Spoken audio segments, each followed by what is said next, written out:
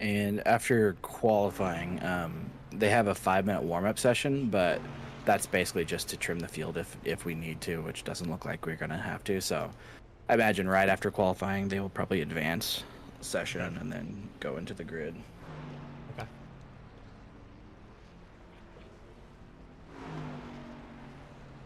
I'm just gonna double check my stream key real quick. Okay. Oh, I guess we are live.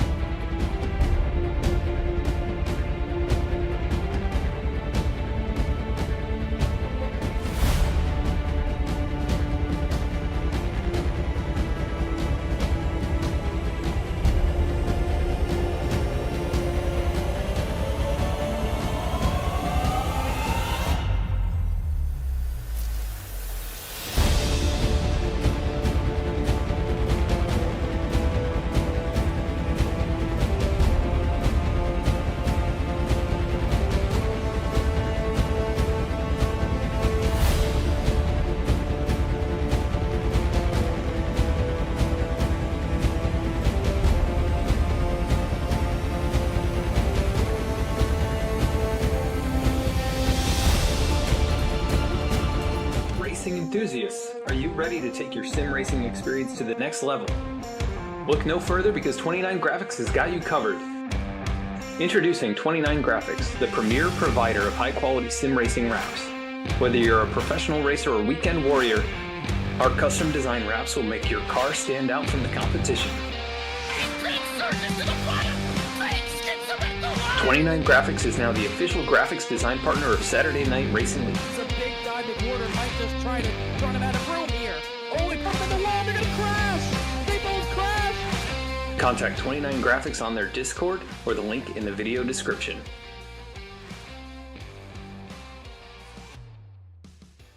Drivers, start your printers. To keep pace with the ever-changing landscape of marketing and advertising, let Clark Print Shop help you spot the trends and keep you in front of the pack with all your color printing needs. From business cards to invitations, menus to mugs, we can print anything you need on paper or your choice of over 3,000 promotional items. Visit www.clarkprintshop.com to browse our online catalog and place your order today, or call us at 276-889-3426.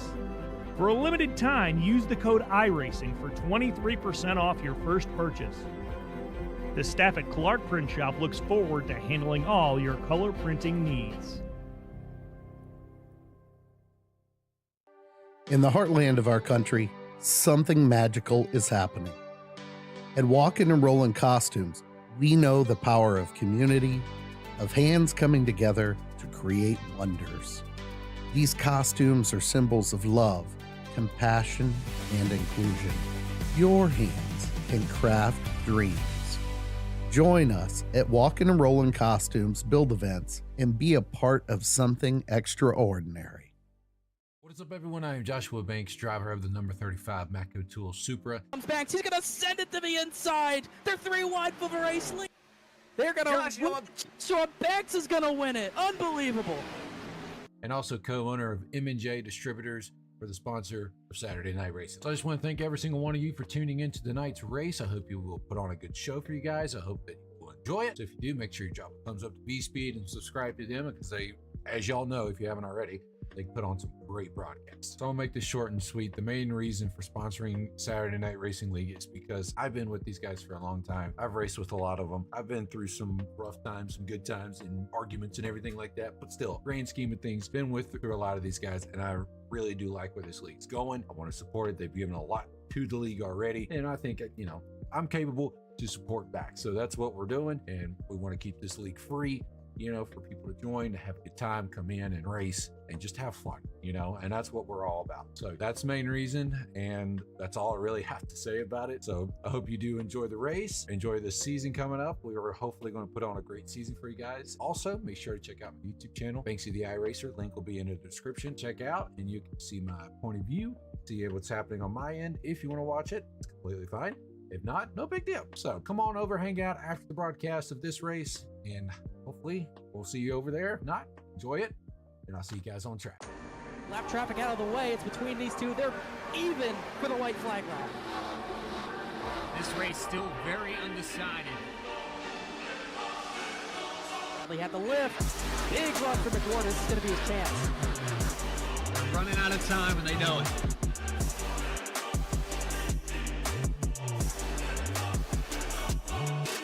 The bottom surges to the inside, now pulls even with Hutton off the turn number 2.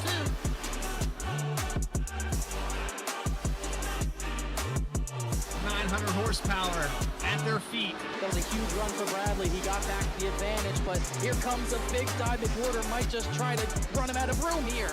Oh, they put him in the wall. They're going to crash. They both crash. Here comes Ray Massey. Ray Massey's going to win it.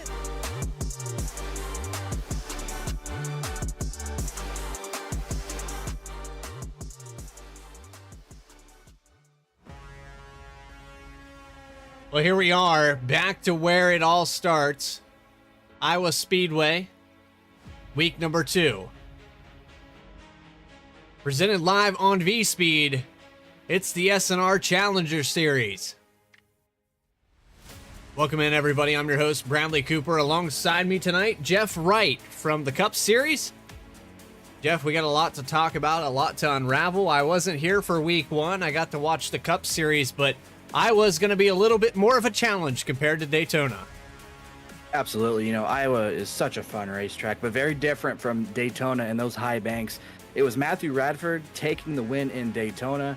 It was an exciting finish, very close. Had an off week, but couldn't be more excited to be back here at Iowa Speedway. I would say one of the best short tracks in all of iRacing. Yeah. Would you look at that? Daytona, definitely the one on the docket there. That was last week. Of course, we had Adam Baker up in the booth, but there we go. There's the proper racetrack. Opened in September 15th, 2006. Modeled after Richmond Raceway with Rusty Wallace overseeing a lot of the construction of this racetrack. Schedule coming up on your screen here. Well, we had that off week. We had an off week in both the Cup Series and the Challenger Series. Now we're set for 3 races, Iowa, Charlotte, and Martinsville. A variety of kind of 3 different raceways if you look at it. Yeah, you know, 2 of those being short tracks in Iowa and Martinsville, but, you know, those 2 tracks couldn't be more different. You know, Iowa races a little bit more like an intermediate. You got these long sweeping corners, can run multiple lines. You're going to see guys all the way down at the bottom at the line. But Iowa, at least in turn 3, that high line can become very usable. I personally, myself, I like to try to stick on the bottom as long as I can. But if you need to defend, you can go up high and you can make it really tough on that inside car to pass. A very difficult racetrack, and passing similar to Martinsville, where it's just almost impossible to get around a guy. So we're going to see a lot of that here tonight. Side by side for more than a couple laps could spell trouble for any one of these drivers. As we set to grid here momentarily, take a quick look at your race analysis here. 100 laps, 35 mile per hour pit road speed limit, and 3 tire sets available, 80% fuel, and as always, the iRacing Fix setup here in the Saturday Night Racing League. Well, Jeff, I got to ask you though, before we get into the whole, you know, what is the Challenger Series, because we saw Daytona, that really doesn't define what these drivers are capable of. SNR, very, very talented group in the Cup Series. The Feeder Series, it could be a different story. These guys could get frustrated. We could see cautions, or we could see a long green flag run. Yeah, I mean, like you mentioned, Daytona, that's an animal of its own. It's the only super speedway on the schedule. And obviously, it's, the most unique they're going to be, all season long. Now we're kind of into the bread and butter of the schedule. We're going to a track like Iowa, got tracks like Charlotte, Martinsville coming up. This is where you're really going to see the guys that are going to be the contenders for the championship really, start to rise to the top. And looking at qualifying already, there's a familiar name that I'm not too surprised to see up there. And it looks like Lucas Lyon's going to be starting on pole this evening. I think he's going to be really tough to beat. Quick look at the points here while we've got them. Matthew Radford leading by 4 points over Brian Hennings. Of course, that win at Daytona helped propel Matthew to the lead, and Justin Ritchie up in the top 3. A lot of familiar names here on V-Speed. Benjamin Richards, Bobby Patrica, Logan Threlkeld, Brian Chambliss. I mean, even familiar names from the Cup Series. We've got a few of these drivers that race both, so they're going to go back-to-back here. And mentally, as a driver, you're going to go to 2 different settings here tonight, where you're going to go here at Iowa, and then you're going to go to the Concrete Mile in Delaware. Yeah, and that might be a quick turnaround for a lot of these drivers because they're not going to get that full hour of practice at Dover. Dover, it's going to be hot out there. It's going to be slick. Practice, I think is going to pay off to have. And for some of these guys that are doing double duty, by the time we get done, all said here at Iowa, they might only have, 30 minutes or so to even, start practicing. So, these guys that are running both races, they got a full schedule tonight, and it's definitely going to be tough. Well, with that, we are going to set to grid now. And like you said there just a moment ago, starting on the pole here today, going to be Lucas Lyons with a 23.632. He will start just ahead by 3/1000ths of a second over Brian Chambliss to the outside. Timothy Peters is going to start in the 3rd spot with Noah Mahalski in 4th spot. Row number 3 belongs to Austin Belkey with Chris Rude, familiar name to me. He will start in 6th in the 32. Jordan Trass in the 79 will start 7th with V-Speed's very own Logan Threlkeld in the 12. He will start in 8th. And rounding out your top 10 is Michael Jones and Michael Muncy in the number 19. And starting in 11th, it's going to be Dakota Floyd in the 57. To his outside, Jeff Allen. In 13th, it's going to be Brandon Wallace in the 99. 14th, Kyle Peacock in the 83. Going back to 15th, it's going to be Mark McFadden in the 5 alongside Max Cost in the 63. In 17th, it's going to be Justin Ritchie. 18th, Ben Laughter. 19th, Bobby Patrica alongside Brian Hennings in 20th. 21st goes to Joe Spinelli with Teresa Spiker in 22nd. 23rd, Keith Shoemaker with Matthew Rappert in 24th. 25th, Stefan Davis with Bryce Shoemaker in 26th. Chuck Sweeting in 27th. Philip Brewer 28th. 29th, Jamie Reed, Matt Dominic 30th. And one more car here to round out your field. It's Derek Forrest in the number 20. Looks like we just took the 1 to go. We're going to be going green next time by Mr. Cooper. I just want to say it's going to be an honor tonight to be up with you here in the booth, and I just can't wait to get this race started. It should be a lot of fun. Well, you told me to say it, and I'm going to say it now. Who's your pick here tonight? Looking at all the practice times, there's quite a few guys that are really close to each other. Obviously, I mentioned Lucas Lyons. I think he's going to be really tough to beat, but I'm going to go with that truck starting right behind him. Give me Timothy Peters in the 46. I think he gets it done tonight. Timothy Peters, a good pick there. I think Noah Mahalski is, based off the V-Speed odds, set to win the whole thing, so I'll be paying attention to the 0-3. But live for week number 2 of the Challenger Series, we're racing in Iowa.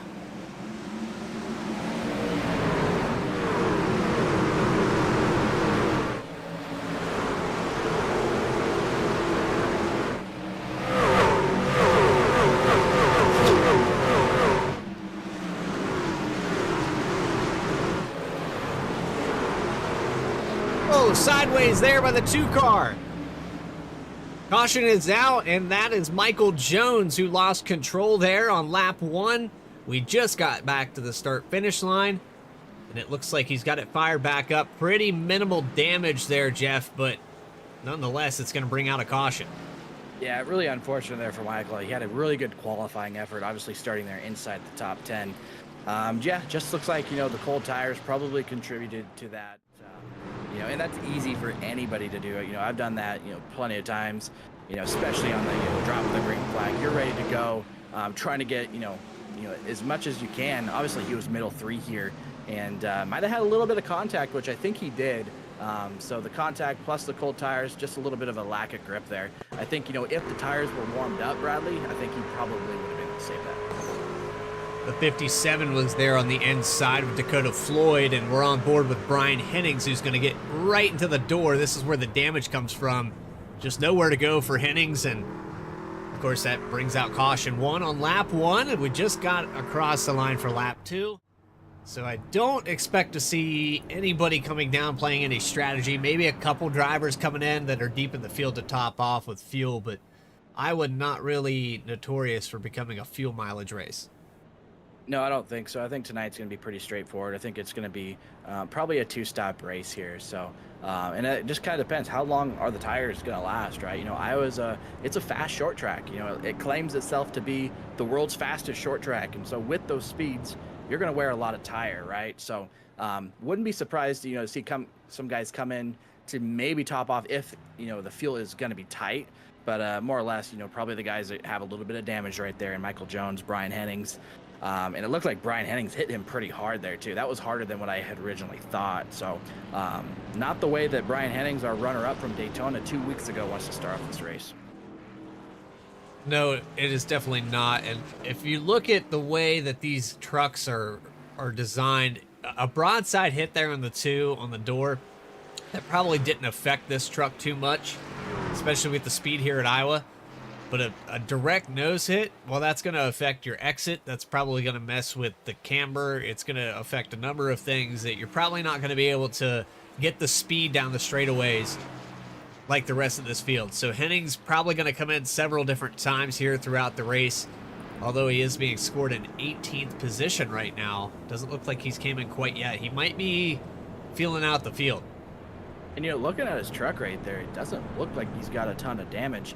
Watching the replay, it looked like that hit was pretty hard, but, maybe he lucked out. Maybe he didn't get as much damage as we initially thought because, yeah, with that hit, I would have more than expected to see him on pit lane repairing his damage, but, getting a nice shot here at the front of the truck, it doesn't look all that bad. I think the biggest question is going to be, does he have any, engine damage? Is he going to be down some RPM on these straightaways? So I think once we go back racing, I think we're going to be able to tell pretty quickly whether or not, he has, some engine damages and is going to be down on power.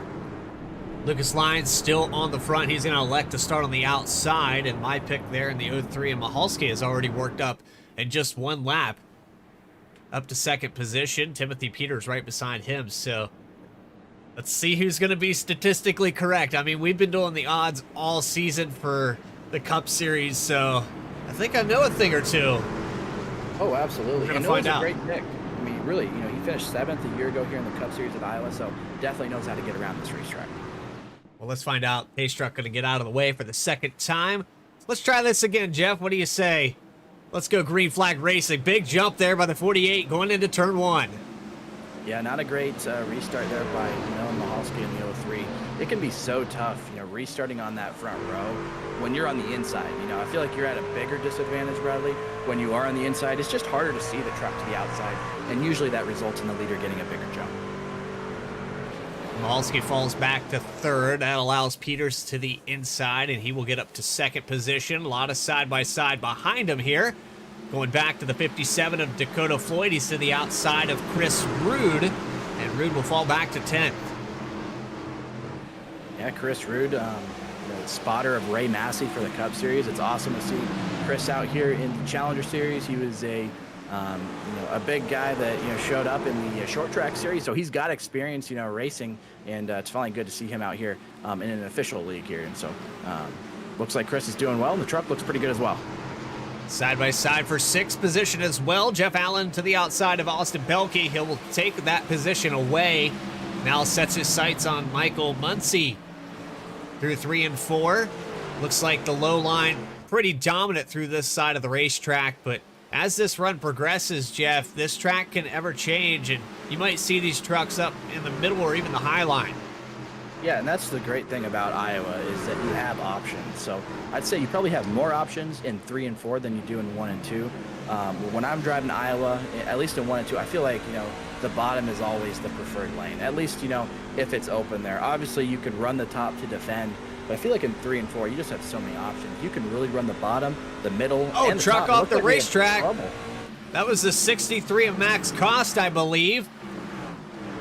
He's using the straightaway down by pit road. He saves the truck. It doesn't look like he got any damage, but let's dial up a replay here and figure out what happened to him. This is actually the previous lap, Jeff, but maybe some contact to send him down out of the exit of turn 4. That truck might have got loose, might have got finished off. And it's really easy for these trucks to get light. The back end is so light. If you drive it in just a little bit too deep, it's easy for that to come around. And it looks like, yeah, he just kind of was getting loose, but he might have had some help there to kind of finish him off. But really good job by Max there not to hit the wall. So he's going to lose some track position from that slide, but he can get back in this thing with the caution. Riding on the back end of the 63 one more time here, and yeah, you can hear him check up. There was actually a checkup in front. If we back this up just one more time, you're going to see a checkup here. I'm not sure who this is, but you can see he gets loose. I thought I saw smoke, but apparently I'm off tonight, so. The Cost falls back to 29th position.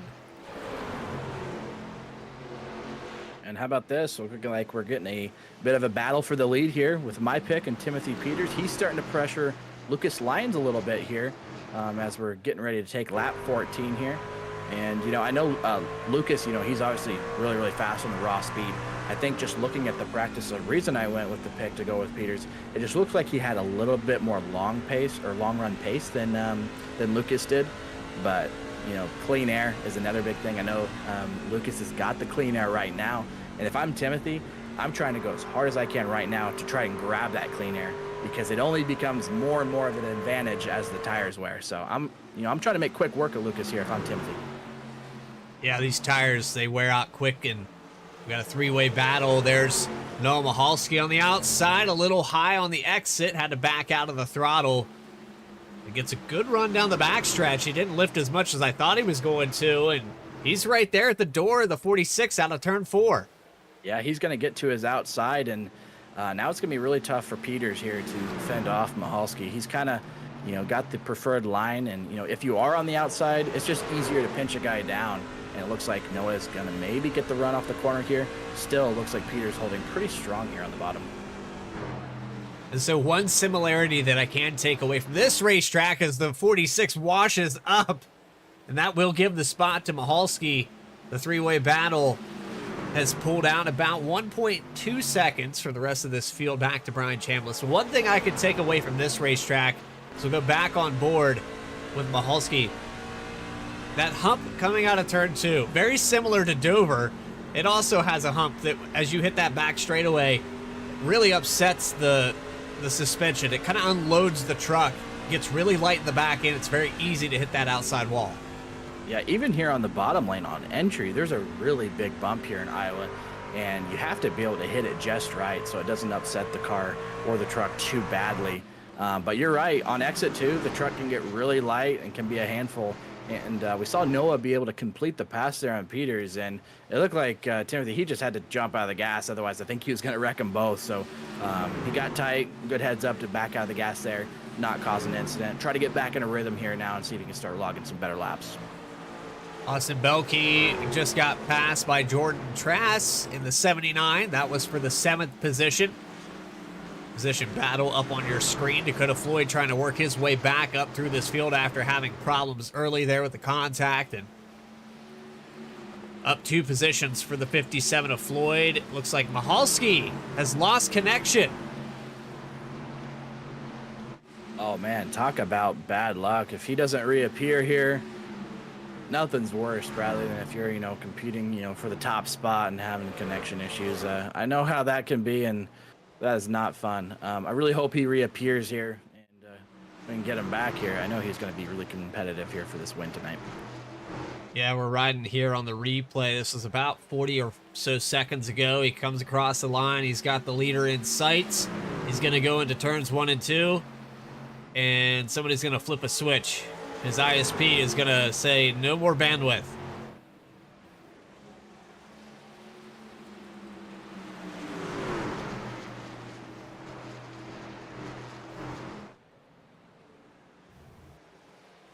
That's unfortunate there.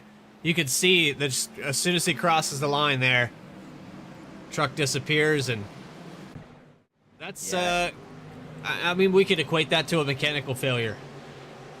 Right, yeah, and Noah's not, a guy that typically I feel like has a lot of connection issues. Usually when you see that, a lot of times it's the same kind of guys that, struggle with bad internet. I've had that a lot in the past. I feel like I've lagged out of a lot of races, but really unfortunate for Noah. But now some other guys are going to need to capitalize here. It looks like we got Brian Chambliss up to P3 now in the 9 after Noah got disconnected. Good to see Brian up here battling in the top 3, co-admin of Saturday Night Racing League. So he's having a pretty good run out here so far, and I know he really likes this racetrack. That's a pretty good looking truck as well. I'm not sure who painted that, but it looks phenomenal. Little difficult to tell the number on the 9 there. You can see it on the roof.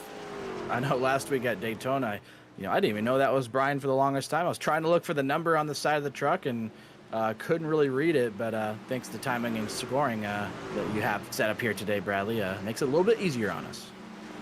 Side-by-side racing with Brian Hennings, Chuck Sweeting. Looks like Hennings is going to get by for the time being. But there's, since my pick lost internet, I'm going to call an audible. Can I do that? It's only fair. All right. Well, I'm going to go with this guy right here, Chuck Sweeting, who was lurking deep in this field. He's the next guy that I'm going to go for here in the 75. He's worked his way up from 27th to 14th. He's halfway through. When you start in 27th, there's only one way to go. Yeah, obviously has passed a lot of trucks so far tonight, and looks like he's already going to pressure Brian Hennings as we go off into turns 3 and 4 here. So a very good pick, Bradley. Can't argue at all with that one. I think he just got the short on this end of the stick here with the qualifying. So don't know if he didn't elect to qualify or something happened on his lap, but he's certainly showing that he's got good pace here and definitely could be a contender. A little loose moment there for Chris Rude. He has the 75 to the outside now. Hennings got by. Only back a little bit. Rude back 8 positions from where he began. And I know Chris. I've talked to him quite a bit. I know you know him pretty well. Of course, the guy that's up on the tower watching and spotting and doing some crew work for the 23 team. I'd like to see him have a little bit better of a race, but right now it looks like he's struggling a little bit here, and as this run progresses, hopefully he can turn it around. Yeah, and it's cool to see that we got Ray Massey, his spotter here up on the spotter tower. In the Cup Series, those roles are going to be reversed. It's going to be Chris up on the spotter stand spotting Ray, and those two guys work really well together. Been able to win some Cup Series races, and I know Ray's going to be a really good coach here for Chris. Pretty much this entire season of the Challenger Series. Right now, as a coach, you're probably telling him just run your line, save your tires. You got to get a little worried when you see your driver out there slip sliding around and maybe changing things erratic, and so you got to kind of calm them back down. We're all head cases when we're drivers. I know that right now, if I'm this guy in Lucas Lyons, I'm probably thinking, don't hit the wall the whole time. And eventually, that's when you hit the wall. And, like I said, those spotters, they can be really valuable. And I know that firsthand. Reggie Ortega has been able to spot me a lot of races over the years and different seasons. We got a yellow. Very helpful with information. But, yeah, it looks like we got a caution. It's going to be Jeff Allen in the 37? I believe so. Through 1 and 2. Single truck spin. Lap 31. This will probably trigger a pit stop. Yeah, I definitely think that the guys are going to probably come down here and take one of those 3 sets. We're 30% through this race already. You want to be conservative with those tire sets, but 100 laps isn't a lot of time here at Iowa, I think it's a no-brainer. You got to come and put tires on. It'll be interesting to see, though. Is there going to be anybody that maybe trying to get some track position that might try the 2 tires? I personally think that's a little bit too early, but it's definitely a strategy. If your main goal is getting track position, maybe you started a little bit further down the pack. Could be a good opportunity here. So the single truck spin, it looked like the 37 sent it to the inside there and washed up the racetrack into the entry of the corner. That'll bring out our second yellow flag of the day. Lucas Lyons leads him down pit road here. Followed by Peters and Chambliss and Muncie. And talking about Michael Muncie, how about his drive? He started 10th all the way up to 4th. Pretty good drive so far. Almost had an alarm clock go off there for the Cup Series to let me know that it's time to get ready to go. Even my phone's excited for tonight's coverage at 10 p.m. Eastern Time. Hope you guys can join us there as the 03 is back out onto the racetrack. He's 12 laps down, but he's back into the hunt. Yeah, really tough break for Noah there. 12 laps, that's going to be probably near impossible to overcome that, unless this race just turns into an absolute disaster, Bradley, which I don't think we're going to. We got a lot of talented guys out here. But, just really unfortunate for Noah. I knew he was going to be really good here at Iowa. He really likes this track.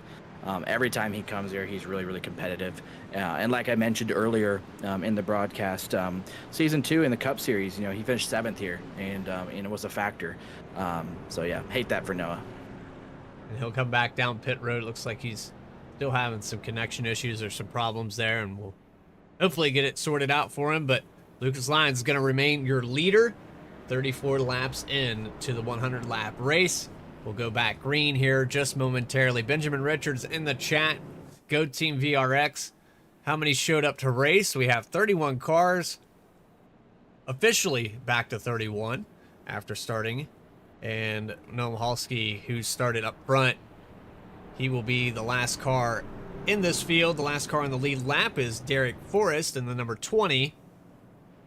Michael Jones, who had the first caution here. He was 3 wide through 3 and 4. Looks like he's got a lot of that damage repaired, but still working on the left side of that truck. And then I think it was the 74 of Brian Hennings. He's kind of just, he's like, whatever. I've got damage. I'm just going to live with it.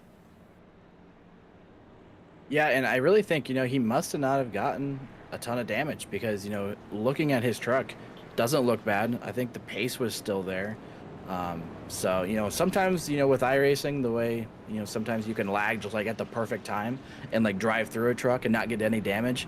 He certainly hit him, but yeah, the nose doesn't look pushed in at all. So I think Brian caught a really big break there. Chuck Sweeney has cracked the top 10, so my switch up on the pick there. Of course, your pick is maintain a top 3 since pretty much the beginning of this thing. Timothy Peters riding in second spot. Everybody hungry to try to take away the point from Lucas Lyons. He's been your leader for the entirety of this race as they come by to complete lap 35. We should get the 1 to go signal this time around. Yeah, let's not sleep on Michael Muncie. Like I mentioned, he's up to 3rd now, so he's going to be in a really good spot here. Got a really good looking truck there in that number 19. I think he's going to be a force to be reckoned with here. And depending, it looks like, the leader is going to be taking the outside here. So, when you're in 3rd, you're always hoping that the leader takes the bottom so that you can get a good jump too. So it looks like he's, not quite in the correct lane here. I think Lucas is going to get a pretty good jump here. It'll be interesting to see if Timothy can hang a little bit better with him here on this restart. Sometimes you get caught napping, and sometimes there's games and schemes that are played in the restart zone. Some drivers like to go right as soon as that back tire crosses the line. Other guys like to wait till almost the iRacing sim tells you to go. So changing it up repeatedly will help maintain that lead. If you're the guy in the command car, you could do that all day. I know that's kind of the best place to be, so long as you can hold that pedal. But here we go for the 3rd time. 48 of Lucas Lyons. Green flag is out. We're back live and racing at Iowa. Another good jump there for Lucas. It looks like Timothy got a better jump than he did last time, so didn't lose as many car lengths on that initial restart. But here comes Brian Chambliss on the outside, powering off turn 2. That's a big run there for Chambliss. He's going to get the 3rd spot away. Can he hold on to it? He does have the preferred line there on the restart. He'll get a 2 for 1 through 3 and 4. Yeah, Brian's not wasting any time. You could really see him drive it in deep there into turn 3 and was able to get to the outside of Peters there. It looks like he's going to clear him off turn 2. Absolutely cleared, and there's Dakota Floyd clearing on the 83 of Kyle Peacock. So Peacock falls back to the 6th spot. A lot of passing going on. You got to take him while you can. 46 of Peters a little loose out of 4. Able to hold on to it. Peacock's going to look back to the inside of the 57 for 5th. Yeah, it looks like Muncie cut the wall a little bit there, but I don't think he hit it too hard. I think he just brushed it, so no harm, no foul there. Looks like Peacock trying to grab this position here away from the 57. I believe that's Dakota Floyd in the Ego machine. There is a ton of trucks back here, almost 3 wide. I think briefly down the backstretch, Brandon Wallace was in the middle. He lost 2 spots. Bryce Shoemaker, Joe Spinelli, they're moving their way through this field quickly. 10 spots for Stephon Davis. The number 60 is definitely on the move. Yeah, up 10 positions, started 25th. Stephon Davis finds himself running 15th here. Good run for him here in the 60 truck. And a little bit loose off the corner here, Bradley. Hope we didn't jinx him there, but that one could have been close. Oh, we got a yellow. Unfortunately, it's the 2 of Michael Jones. Again, a problem.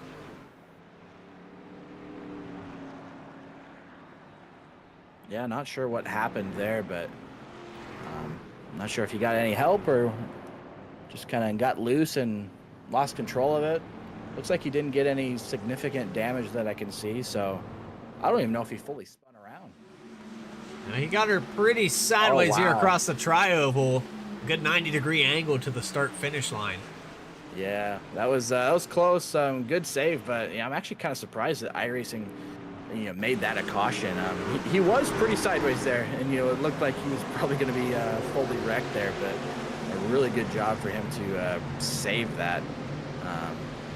Able to get in the grass there and gather it up. So looks like no damage, but the caution will fly. It's going to open up another opportunity for some of these guys to make a big decision here. All these guys only got 2 sets of tires left, and we didn't really go that far. I want to say, maybe a little over 5 laps, if that. Well, that's the gamble. I think a lot of drivers have elected to stay out here, but you got 3 sets here tonight. You could afford to come down, maybe have a little bit of an advantage. It was about, a 9-lap stint. I don't know. If I'm 20th on back, I might come down and gamble on this.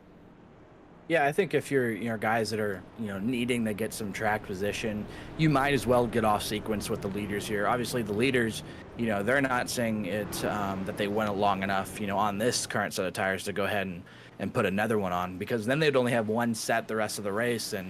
And you know how these races can get towards the end. They can get a little bit chaotic. We might see a caution fly with 10 to go, and you definitely don't want to see yourself without a set of tires. In that case. So yeah, these leaders definitely going to stay out here, but I'm not sure if anybody from the back decided to come in here or not. So if they did, those guys are probably going to be driving through the field. Mark McFadden looks like he elected to come down. Brandon Wallace, Philip Brewer, a few trucks did elect to come in. Matt Dominic, I think it was Jeremy Reed, yes, in the 94. It's a pretty paint scheme. I like that blue and green. Really good looking truck there. So we got to figure out who paints all these trucks. I know a lot of these guys, they paint their own trucks and they do a really, really good job. Some other guys, they have some, professional painters do it. If we go to the 43, Bryce Shoemaker, I know Julio Villalobos, he painted his truck, and obviously Julio does a great job. He actually painted my car as well for our SNR Cup Series in the Pepsi Zero scheme. So yeah, that's a nice look there at Bryce's truck, and that's just a good looking paint scheme. That's seamless. It's not very often. I've seen people try to attempt that kind of cosmic galaxy background, but that is metallic, pearl, seamless. Beautiful truck. Yeah, Julio does a great job and gives us an opportunity to shout out 29 Graphics. You can see him right there on the hood of Bryce Shoemaker, and it's on the banner as well for all of our Challenger Series guys. We're really thankful for having them on board, being a sponsor for both our Challenger Series as well as our Cup Series And, you know, I always tell people, if you're looking for a paint, Julio is your guy. So make sure to reach out to him at 29 Graphics. Doubling back up here, not quite at 1 to go. We'll be right at the halfway point, so it's funny that you mentioned 29 Graphics. I think for everybody's sanity, we need to find those volume knobs for this next restart. But before all that, we have to do a little race recap. Lucas Lyons has led every single lap thus far. Started on the pole here today. Brian Chambliss, Timothy Peters are back into the top 3 where they began this race. Noah Mahalski, who started up in the top 5, has fallen back to 31st after connection issues. We've had 3 cautions here today. Michael Jones was 2 of them, one of them being damage. And the 74 of Brian Hennings got a piece of that. And then we had a little incident coming out of 3 and 4 as well. Just trucks getting loose. I mean, that's just what it's been here today. Yeah, and you're going to have that here at Iowa Speedway, especially in the truck. I feel like the truck, more than any car on iRacing, at least on the oval side of things, it's just, you know, it's got the lightest back end, so you're bound to have the truck step out from you a little bit. And, you know, it's most vulnerable on those initial restarts where the tires, you know, don't quite have a lot of heat in them. So, you know, the restarts, they can be tricky because you're wanting to go as hard as you can, because restarts are also the best passing opportunity, right? You know, everybody's bunched up. You'll have a chance to probably pass the most amount of trucks that you can.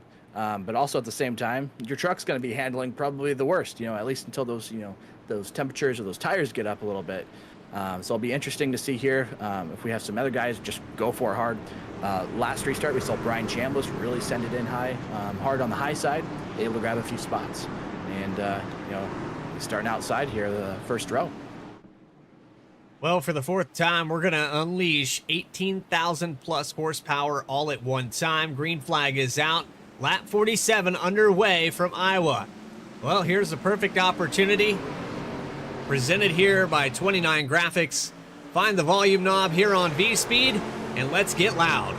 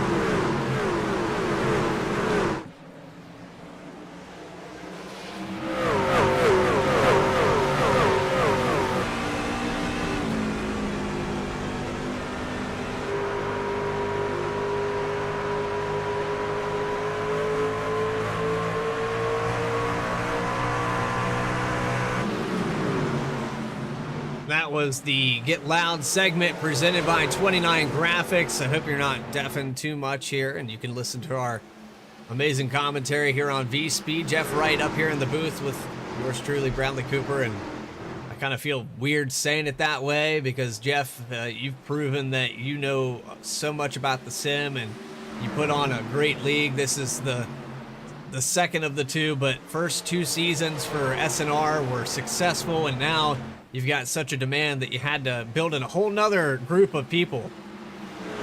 Yeah, you know, it's awesome to debut the Challenger Series, and like I said, you know, the leagues are going really well, but, you know, that couldn't be possible without, you know, all of our league admins to help put this on, but also our great community. So, you know, admins like Brian Chambliss, Chad Klinger, Bryce Shoemaker, Reggie Ortega, you know, all the effort they pour into this as well to make these things happen. And, yeah, you're right, there's a lot of demand, and here we go. We got the Challenger Series running now. And so far, putting on some pretty entertaining racing. Back here deeper in the field, 15th, 16th position. Bryce Shoemaker is going to get around Bobby Patrica, and it looks like Patrica hits the wall on the exit of 4. Then some passing going on deeper, 21st position. Looks like the 2 truck. Michael Jones trying to work his way back through. He gets by Teresa Spiker. Yeah, it looks like he's just trying to make up some track position. Was involved in 2 separate incidents so far this evening. So he might, you know, be on a, you know, 1 less tire set than the rest of the field here, being in those 2 incidents. But it looks like he's trying to get back all that he can right now. We have trouble behind him. Eric Forrest is around in the number 20. He's just looking for a driver to go on board and have a driver cam, and unfortunately wasn't able to get to Forrest in time. Go back on the instant replay, though, and find out what happened.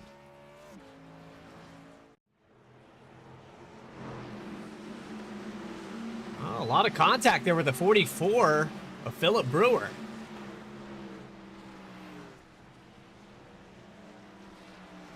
Your take on that, Jeff? Maybe the 44 washed up or was trying to chase it up the track loose? Yeah, hard to say. Could have been chasing it up the track.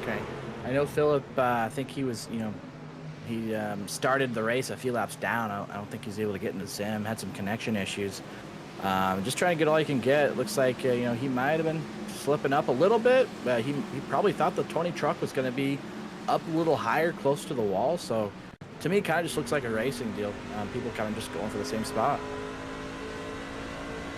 So riding on board with the 44. We'll keep an eye on that steering wheel to see if this truck is stepping out at all. Nope, just looks like, yeah, I'm predicting that the 20 was going to be a little closer to the wall. Came out on that exit, and unfortunately, brings out another yellow. So now this puts us in a whole nother scenario. We're 23 laps on this stint, but probably only about 10 of those have been under green. It's starting to get a little bit weird here, Jeff. When do you call that last pit stop? I definitely don't want to be in pit road, unless I absolutely have to, just because I don't want to give up the track position here. So if I'm Lucas, these cautions that are coming out, pretty quickly, like 3-4 laps, that doesn't really worry me because we're not going a far enough distance to where I feel like you're making a big enough impact on your tires that, if guys do decide to come get them, they're not going to be that big of an advantage. I think, where you do run into some potential trouble is, if we get a 10, 20, 30 lap run here, you're more than likely going to have to take another set. And then, that kind of puts these guys into a tough situation because some of these guys, they may only have one set on the wall left. I think these leaders up here, I think they have 2 sets. So I think they're in an okay spot. But, yeah, with, limited tire sets, it can make the race really interesting. And if you're on the wrong end of the strategy, you can go from the front to the back pretty quickly. Was just taking a little gander through the Discord here, looking to see if we could find a driver to pull up into the broadcast booth, and I'm seeing a pretty good opportunity here.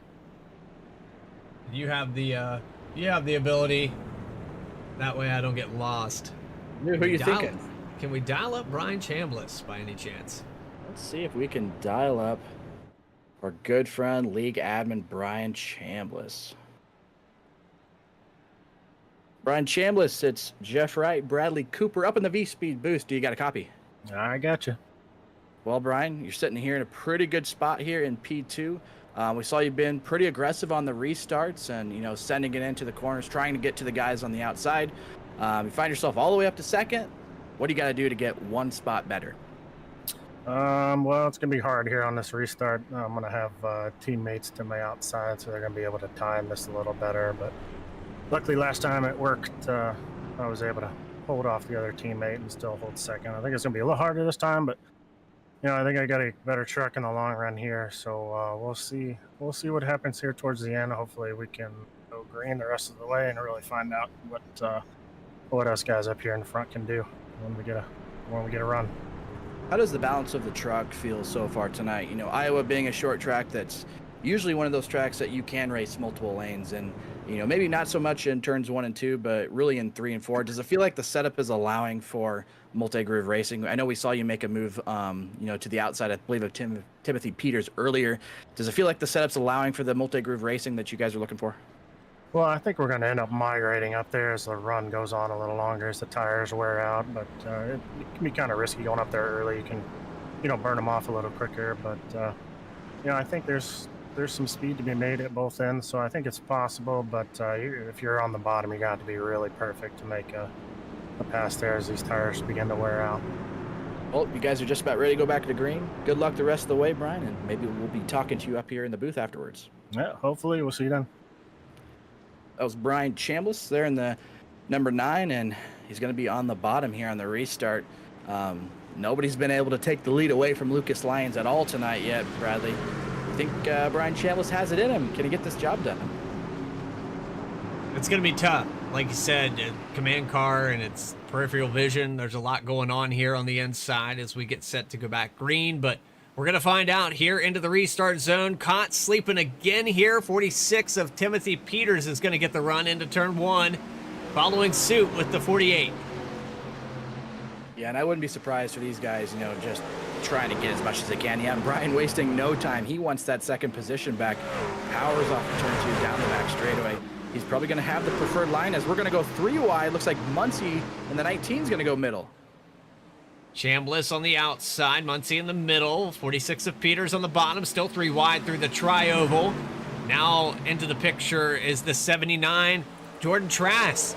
Highest position for him, now into the top 5. Looks like he's going to get a run on the outside. Looks like we got a caution somewhere on the racetrack. I don't... Big wreck back in the back. Yeah, it's going to be a 60. Stephon Davis is involved. Forrest is involved. Jeremy Reed also. Heavy damage on the right side of that truck. Yeah, pretty significant damage. You can see all the skid marks there going off into the corner. So it looks like a multi-car incident. And, yeah, some of these trucks are going to have some pretty severe damage. Wow. Oh, yeah, big hit. Several cars involved. Not sure exactly how this unfolds to start, but let's go back. This is after 1 lap of green. The blip camera might do this justice, but watch the 94. Big contact here from the 55 and into the outside wall. Yeah, it just looks like he kind of checked up a lot sooner than Justin Ritchie was, predicting. So just based off of, all the other trucks going off into the corner, we're going to get a better view here riding on board with Justin. But there's a big checkup in trucks in the wall, yeah. Looks like he was checking up because he saw an incident in front of him, and Justin just didn't have any time to react and collects a bunch of trucks here, which is, yeah, really hate to see that. There's probably 5-6 trucks involved in that one. And the 2 truck is initially what caused that checkup there. The problems, oh man, that was quite the hit there from the 94. Yeah, some of this damage that these guys are going to have, that's probably going to be enough to, end some of these guys' nights. Some guys didn't get as bad a damage. Looks like, yeah, Jones wasn't, he didn't get a ton, but, this hit to the 94, that one's obviously race ending there. Forrest probably going to be okay. Looks like he just got tagged in the rear, but nonetheless, a lot of trucks involved here.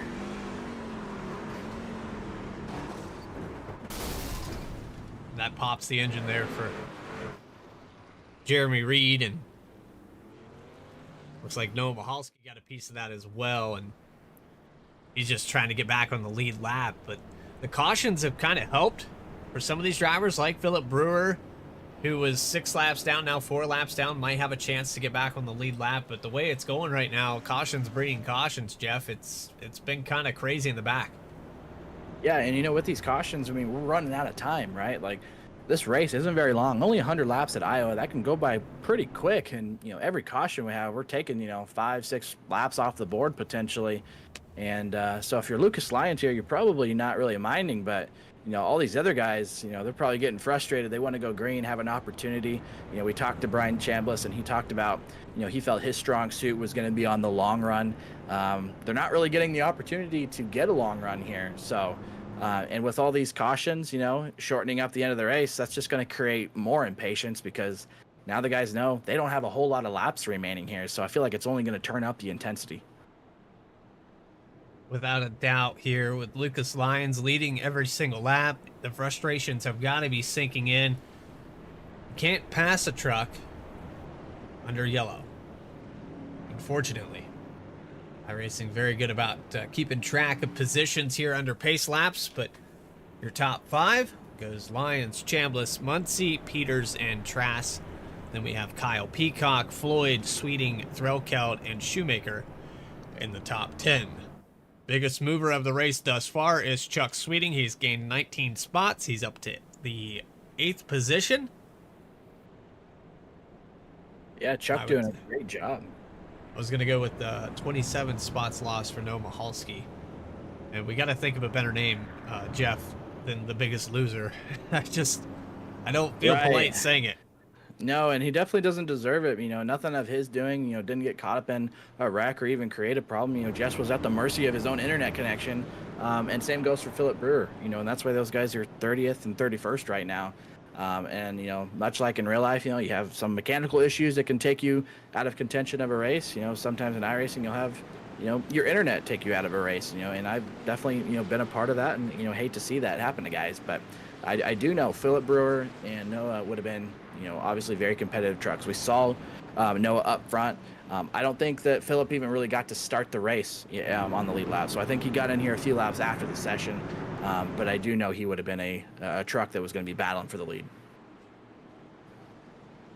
Set to go back green here for the 6th time today. 0 lead changes. Track temperature up on your screen now. 96 degrees, 81 ambient air. Shows no signs of cooling down here in the late afternoon in Iowa. So let's see if anybody has anything for the 48, or are we even going to give an opportunity as the green flag comes back out. The 9 of Chambliss gets a decent start this time, quickly slides up in front on the outside into 1. Yeah, I think we're really going to have to see a long run, you know, in order to, you know, really see somebody challenge Lucas for this. So he's been so fast here on these initial short runs. Looks like Brian's going to send it in on the top here. See if he can get this truck gripped up to get big enough of a run. I think he's going to have a run here. We'll see what he can do with it. Oh, and the 46 is around. And just like that, all that track position gone for Timothy Peters. We'll have to get a look to see what happened here, but, you know, was up front pretty much all race. Yeah, this is going to send him to the rear. He's probably going to need to, you know, put a set of tires on this one as well. He probably flat spotted the tires. There's going to be a lot of heat in those things now, so more than likely he's going to need to go down pit lane, and looks like he got a little bit of help there, Bradley.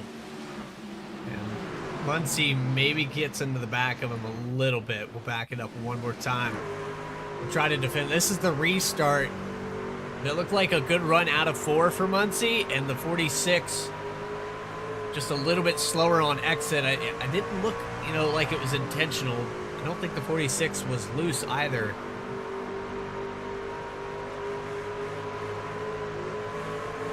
Yeah, you can hear him on and off the throttle. Right, just tagged enough to, that's going to, you know, spin him around. So really unfortunate there for Timothy Peters. Obviously very quick, was fast, was pretty much in the top 5 all night up until that point. But now that's going to send him towards the back, and more than likely going to have to put a set of tires on it. So best case for him now, he needs this thing to go green to get these spots back. Otherwise, if we keep getting cautions, you know, he's never going to get the opportunity to pass all these trucks. So, and yeah, it looks like he's going to be on pit lane with a handful of other guys here that are deciding to put one of their sets of tires on. So that is going to split the field a little bit, you know, in terms of the strategy. I think, you know, the guys, you know, back here, I think some of them have damage, you know, so they're probably coming down to put some, get some repairs. But I think a handful of these guys, you know, while they're here, they might be figuring, hey, might as well put a set of tires on it. We hope you're enjoying tonight's broadcast of the SNR Challenger Series. We're going to take a quick commercial break. More coverage is going to continue for the remaining 30 laps right after this. Racing enthusiasts, are you ready to take your sim racing experience to the next level? Look no further, because 29 Graphics has got you covered. Introducing 29 Graphics, the premier provider of high-quality sim racing wraps. Whether you're a professional racer or weekend warrior, our custom design wraps will make your car stand out from the competition. 29 Graphics is now the official graphics design partner of Saturday Night Racing League. It's a big diamond water, might just try to run him out of room here. Oh, he put him in the wall, they're gonna crash! They both crash! Contact 29 Graphics on their Discord or the link in the video description.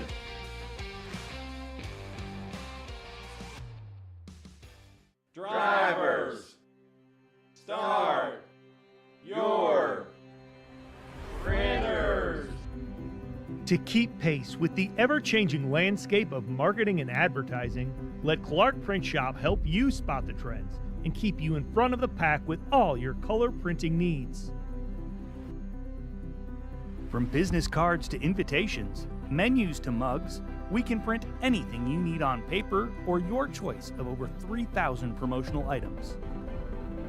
Visit www.clarkprintshop.com to browse our online catalog and place your order today, or call us at 276-889-3426. For a limited time, use the code iRacing for 23% off your first purchase. The staff at Clark Print Shop looks forward to handling all your color printing needs. In the heartland of our country, something magical is happening. At Walkin' and Rollin' Costumes, we know the power of community, of hands coming together to create wonders. These costumes are symbols of love, compassion, and inclusion. Your hands can craft dreams. Join us at Walkin' and Rollin' Costumes build events and be a part of something extraordinary. What is up, everyone? I am Joshua Banks, driver of the number 35 Matco Tool Supra. Comes back. He's gonna send it to the inside. They're 3 wide for the race lead. They're gonna. Sean Banks is gonna win it. Unbelievable.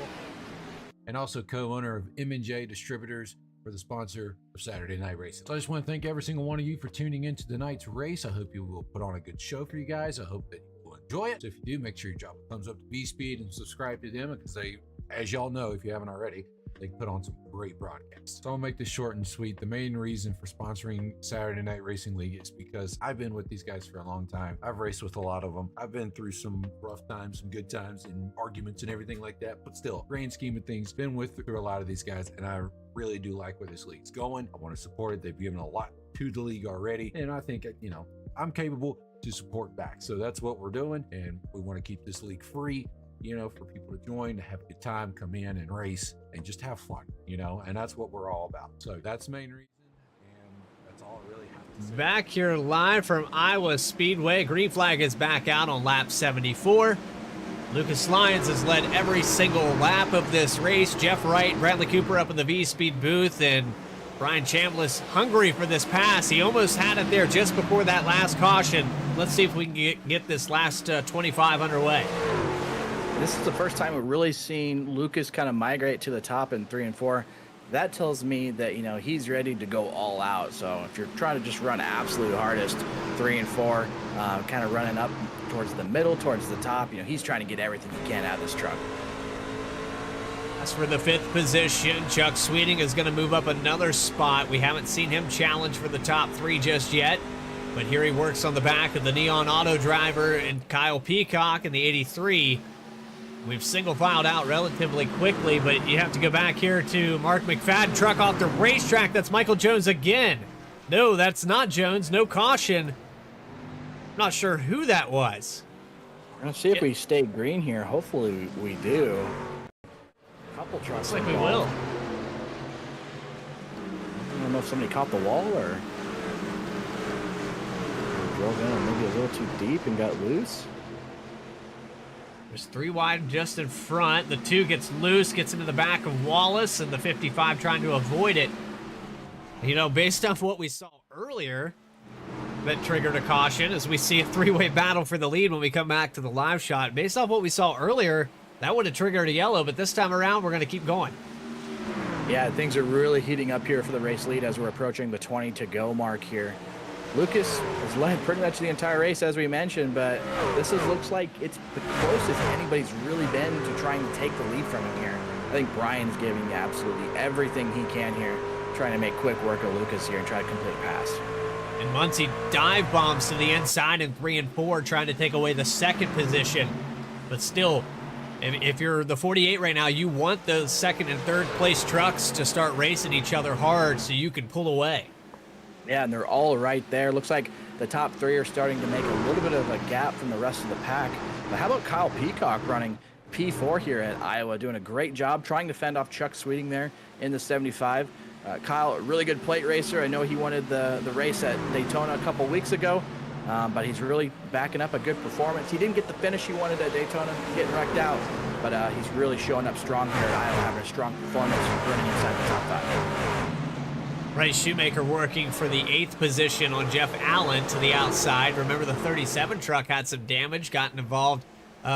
Didn't bring out a yellow. He was the one of the trucks that, no, maybe it did. I'm losing track here, Jeff, that we had a truck sideways there. I believe it was the 37 on the tri-oval that did trigger a yellow, but has since worked his way back up to 8th, but very close out of turn 4.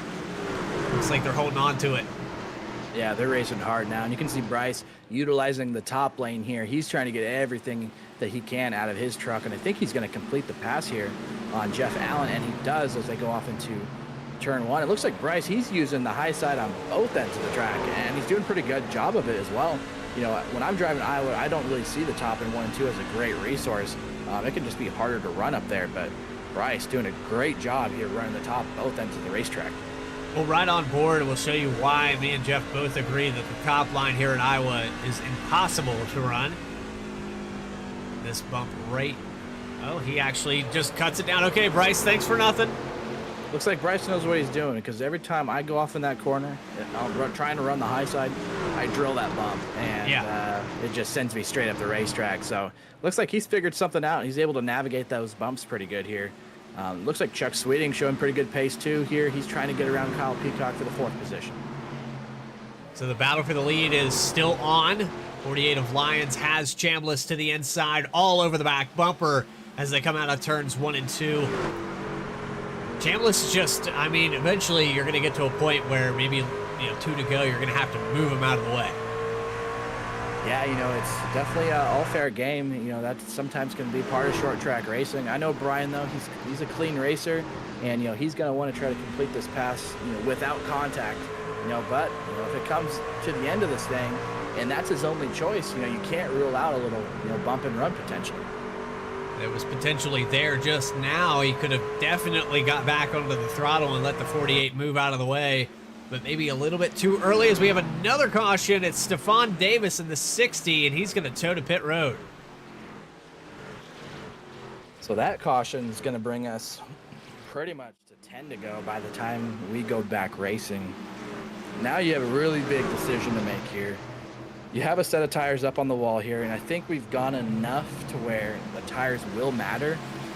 But man, Bradley, if I'm the leader of this race, that's the last thing I want to do. I don't want to go to pit road and have to, risk losing all the track position, especially if you've led the entire race like Lucas has tonight. But that this is probably where our race-winning move is going to come here. So, it could be the race-winning decision to come get tires here, and it looks like most of the field is all coming down pit lane as we speak. Yeah, this is a decision that, if you take 2 tires, maybe get the track position, there's not going to be a lot of laps left. Maybe another yellow comes out. We've seen it in the Cup Series where guys will make that gamble at a short track. We saw it at Richmond. I think we saw it with the 09 there in the Cup Series to get a victory at Phoenix. So it's very much a possibility. With Chad Klinger, he made me a believer in 2 tires. Yeah, it can definitely work. And, when you're this close to the end of the race, and you feel like maybe that's your only shot at potentially getting a win, why not? And I think Chuck Sweeting, he might have put 2 tires on, but looks like we got a handful of trucks that elected not to pit. So I don't know if they're going around and they're going to pit in this time.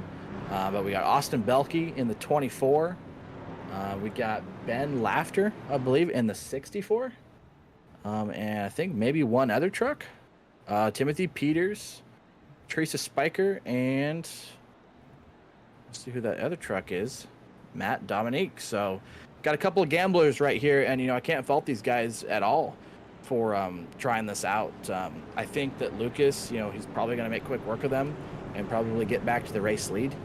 But if you're far enough back in the pack and you need track position, why not take a chance? Well, and that's if the race goes green. I mean, we've got a lot of real estate up for grabs in the back of this field, and maybe some drivers that were up front earlier in this race that feel they should be there now when it counts the most.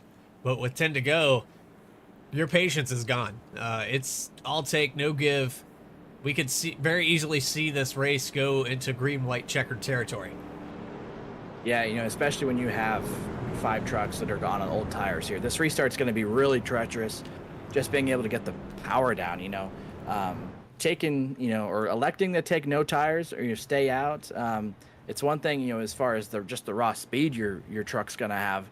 But, when they go to put the power down in the restart zone, you're probably going to have some wheel spin. So, these guys behind them, you got to have, a heads up to, not run these guys over, not damage your truck, and just try to navigate the traffic as quickly as possible.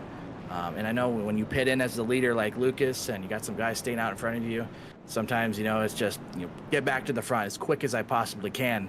But you got to do it in a safe manner as well. You don't want to, put yourself in a bad, situation, potentially get damaged, and then have your race be over. So while we have it, we have an opportunity. Let's dial up old Lucas Lyons, see what his opinion is on this restart. Let's see if we can find Lucas Lyons here. I think we got him in the Discord here somewhere. There we go. Maybe in V-Speed? Let me go ahead and dial him up. We'll let you have him this time, Bradley. Lucas Lyons, Bradley Cooper, Jeff Wright in the V-Speed booth. Get a copy? I do. Well, Lucas, you led every single lap, but now here at the tail end of this race, it looks like some strategy calls, some guys gambling, but you're in a situation here with the fastest truck. How likely is it that you're going to get back to the lead before we hit lap 100? Well, let me just ask you one question, Bradley. Do you think the top's going to be open, or do you think people are going to run up there? Because that's really going to determine. I only took right sides there because I feel like it's not going to pay big dividends and having 4 feet behind trucks. If I can clear them pretty quick, I feel like I'll have a good shot still. Well, if you're asking me, don't do it in 1 and 2. That's all I got to say about that.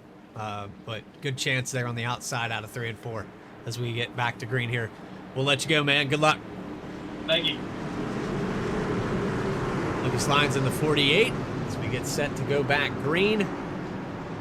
This is going to be interesting, Jeff. This could be the last restart, or it could trigger a green-white checker. We could get into that territory. What's your take here as we go back green? I think you got to look out for Timothy Peters. He gets a really good jump here. He's going to go to the outside of Lucas, or not Lucas, but Austin Belkey.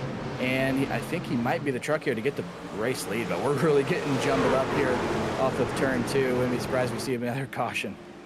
Oh, 4 wide and a big wreck in the back. Spinelli's around.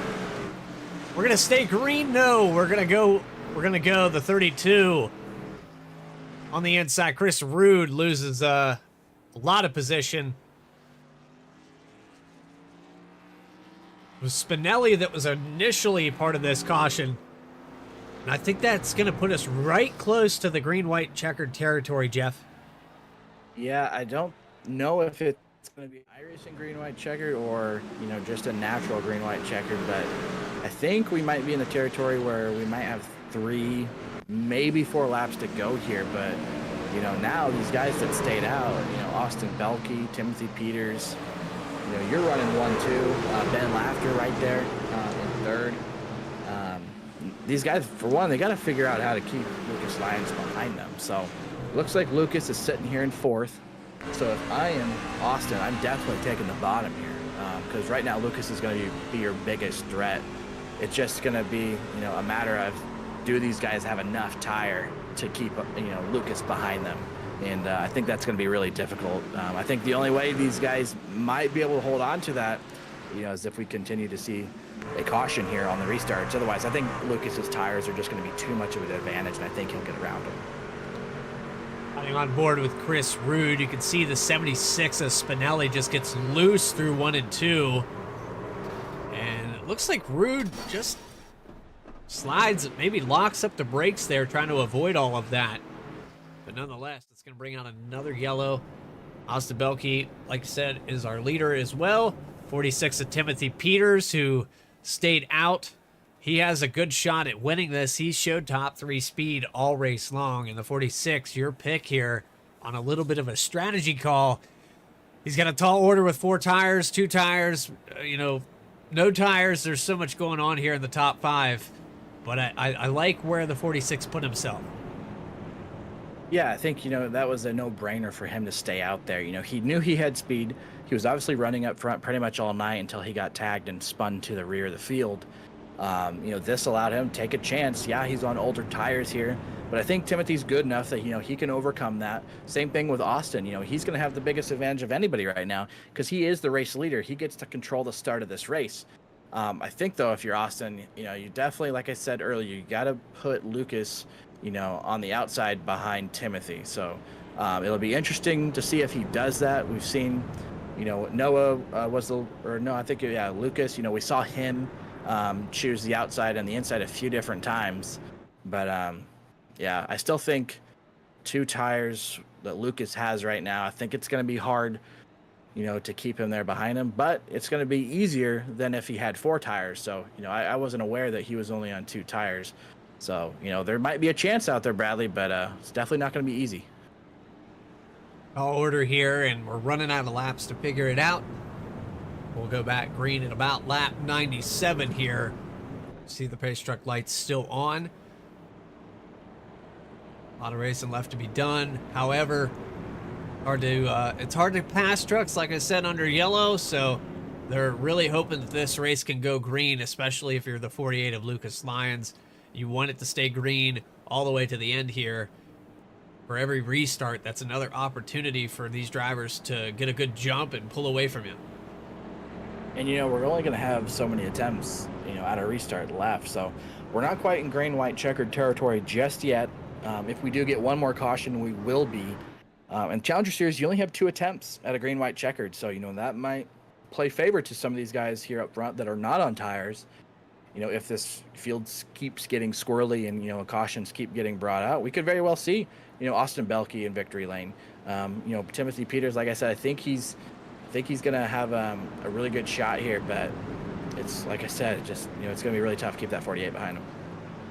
If I stand corrected, it's 4 laps to go when we take the green flag. Belkey, Peters, front row, Ben Lafter, Lucas Lyons, Teresa Spiker, the top 5, Dakota Floyd, Brian Chambliss, Chuck Sweeting, Jordan Trask, and Michael Muncy, the top 10. So it's kind of flip-flopped here. A lot of trucks that were outside the top 10 now in the top 5. A lot of trucks that were in the top 5 are now resting outside the top 5, trying to get back to those positions. You've got some damaged trucks. You've got some trucks with no tires. But let's see how it all cycles out here with 4 laps to go. Week number 2 from Iowa has been a good one. Green flag back out. Belkey into turn 1. And trouble to 75. Yeah, that's going to bring out another caution most definitely. But I was going to say it was a good jump by Peters there, but not going to matter. We are going to be going to green, white, checkered territory here, and Chuck Sweeting going to get caught up in it. Unfortunate for him, among others. That's just a product of racing at short track sometimes. We get down to the end of these things. You kind of got mixed strategy. Looks like there's some unavoidable checkups that happen in front of these guys, and unfortunately, that's going to be the result. That's a big gap there in front of the 75, though. It's worth noting the big gap, and he kind of jumped the start, in my opinion. Definitely leaving some space there, kind of maybe rolling up to the... Yeah, it just looks like Teresa didn't get as good of a start as what Chuck was predicting, and kind of trying to roll up to her, and yeah, just nowhere to go. She kind of gives Ben a bit of a push and then backs off, and then it's just an accordion effect. And unfortunately, behind him, that's going to take out a lot of really good trucks, including Chuck Sweeting. But this field's been shaken up a little bit here. Austin Belkey's still going to be your race leader alongside Timothy Peters. Lucas up to 3rd now, so that's going to put him on the inside lane on this upcoming restart. Now if I'm Austin... Yeah, definitely. And now if I'm Austin, though, I think I got to take the top, because then you're at least putting a bit of a cushion, between you and the guy that has the tire advantage. So I don't know if Austin's got the broadcast, going on his phone or anything, but Austin, my recommendation would be here, take the top, buddy. If I feel like that's going to be your best shot at winning this race, but we're going to be green, white, checkered territory here. This race is about to get a little even more interesting than it already was. Well, and the 64 Ben Lafter would be on the outside right behind him, so that would allow probably a good cushion because the 64 is on older tires as well. You know, Peter's a little bit newer tires in the 46. He had that issue there that he had to pit a little bit before this stint. So as far as speed goes, I think I'd want the 64 behind me on this restart, just so that he would be to their outside into turn 1. I think that would help tremendously. Yeah, you know, the strategy here is you just trying to, you know, put yourself in the best spot to go win the race if you're the race leader here. And I feel like just putting a truck, you know, between you and the first guy on tires, you know, being Lucas, I feel like that's his best shot. So I think we will be coming to the one to go here, I believe. So it'll be interesting to see if Austin elects to take the top or if he's comfortable being on the bottom still. He's restarted on the bottom, I believe, each time so far. So I guess it wouldn't be surprised for him to elect it here, but I believe we're coming to the one to go here. So we're about to find out. Yeah, this is where you earn that paycheck for sure. If you're ever considered to gamble here, this is the one that could pay off tremendously. You've already rolled the dice by staying out. Looks like he's going to roll it again against your advice, Jeff, and start on the bottom. Well, I think we're still, pace car lights are still on here. That's true. So I think we still got an opportunity, but I'm going to guess he probably is going to take the bottom. He's been restarting there. He's probably most comfortable there. It'll be interesting to see how good of a jump does the 48 get. If he gets a big enough jump, you know, he might be able to jump to the inside of the 24 before, you know, the entry of turn 1. And I think if he gets his nose underneath and he gets that position on him, I think it's going to be really tough for Austin, just being on the older tires, to hold him off here. But green, white, checkered territory. I believe this is going to be attempt 1 of 2. We'll see what happens. And if you're just tuning in, race recap here, the top 5, well, only one of those drivers remain. The rest of the top 5 is all drivers from outside the top 10 for the most part, with the exception of Lyons and Peters. We've got 14 positions gained here for Ben Laughter, 6 spots gained for Floyd, 17 gained for Spiker. Belkey, he's gained 4, so I guess he was technically in the top 5. I tried to do something statistical here, Jeff. I think I'll leave that to you. Yeah, Austin, he's been having a great race, really, all race. Started 5th. I think he fell back a little bit on the initial start, but this is where he found his first opportunity to really get control of the race here. So we'll see if Austin can close it out. We got Timothy Peters going to be on the outside. It's going to be tough. Lucas, first car on tires, right behind him, going to be tougher yet.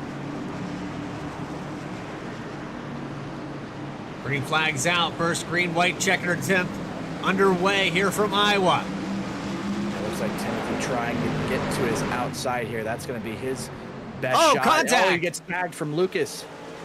Timothy's going to slide. He's going to save it.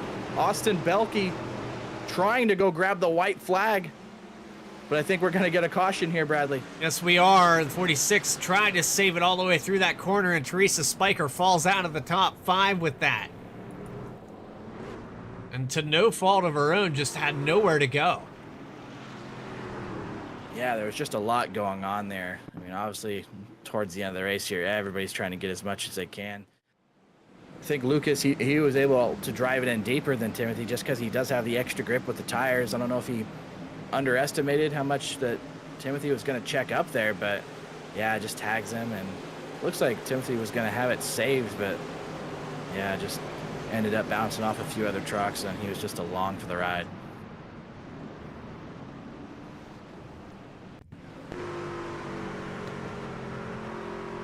On board with Teresa Spiker, she just has nowhere to go here after the rebound on the 46. I think that was Brian Hennings that got into the side of her. He had nowhere to go as well. And we're going to try this one more time. Yeah, I think this is going to be the last attempt. You know, Challenger Series only getting 2 attempts at a green, white checkered here. And yeah, I am showing that this is going to be 2 of 2. So caution ends the race here, Bradley. So if we get another quick yellow and Austin's still out front, he's going to be our race winner. Got a really good shot at it here. Even if we go green, it could be very difficult for Lucas Lyons. However, I don't think he intended to get into the back of the 46. On the flip side, I'm sure that Timothy Peters probably not too happy with Lucas Lyons after that.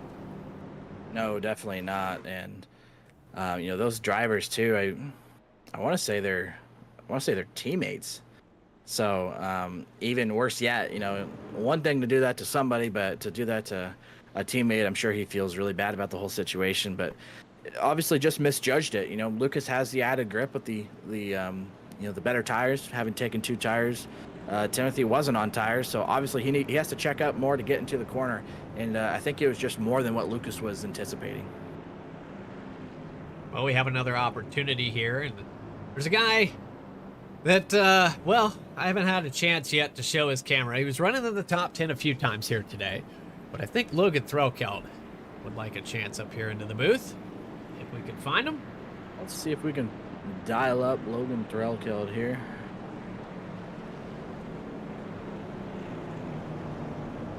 Logan Threlkeld, Bradley Cooper, Jeff Wright up in the V-Speed booth. You got a copy? I've got a copy. Which camera do you want me to show first? Whichever one you're feeling impelled to. Well, I'm going to show this one because I'm not quite sure what's on those socks right now. Or those penguins? It's my stud puffins. Stud My puffins. lovely girlfriend got them for me whenever she was in Maine, so of course I got to rep those. Okay, so we've got puffin birds on the socks, and then let's get the V-Speed drip. Let's do that. Logan, it's been a roller coaster ride here. We're going on our second green-white checkered attempt. What's in store for us here? Are you going to get back to the top 10?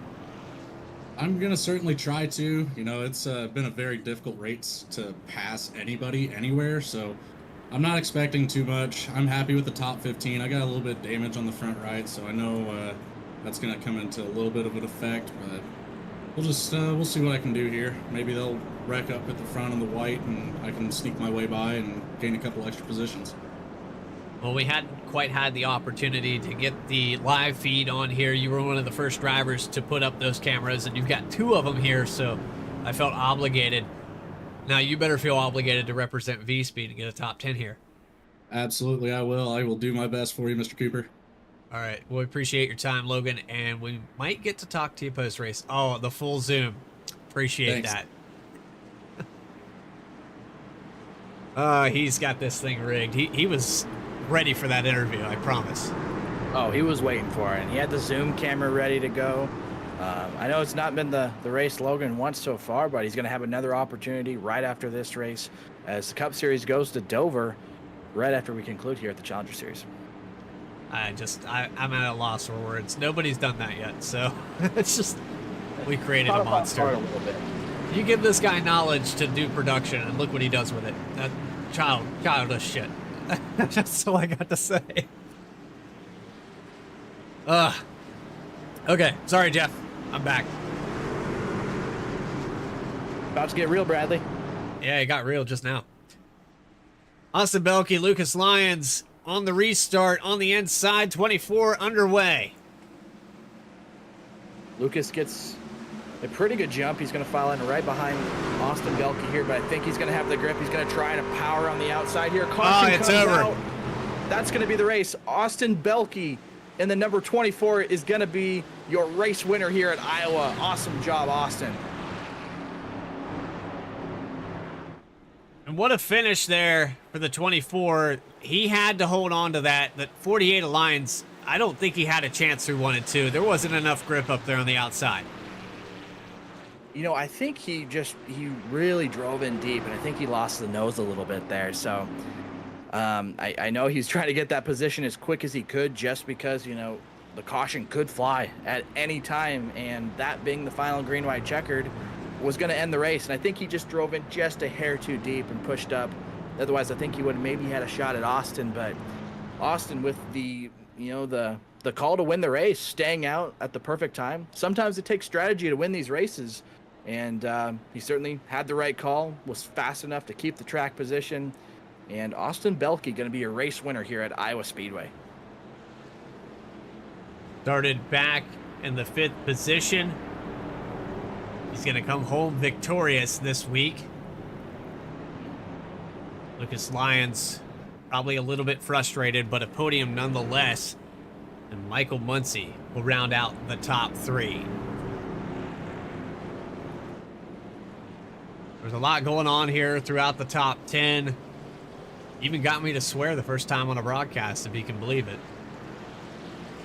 Yeah, it looks like we got some guys that are a little bit upset with each other. A couple guys dooring each other, but you got to be happy for Austin. Austin Belkey's been a longtime member of Saturday Night Racing League. Only his second start in the Challenger Series, and he comes home a race winner.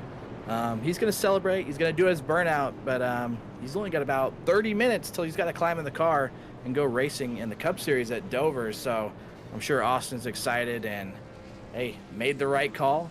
And he comes home race winner as he's going to burn it down here on the front straightaway at Iowa Speedway.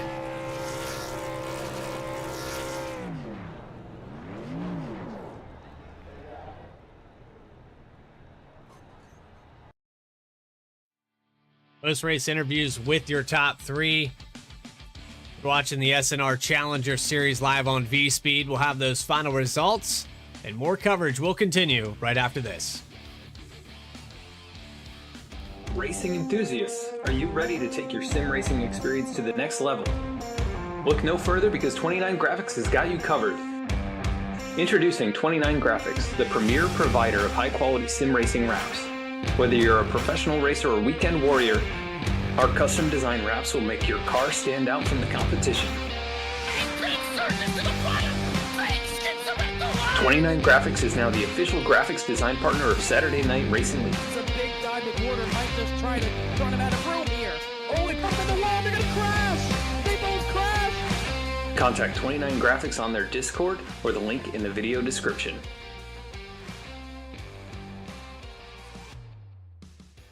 Drivers, start your printers. To keep pace with the ever-changing landscape of marketing and advertising, let Clark Print Shop help you spot the trends and keep you in front of the pack with all your color printing needs.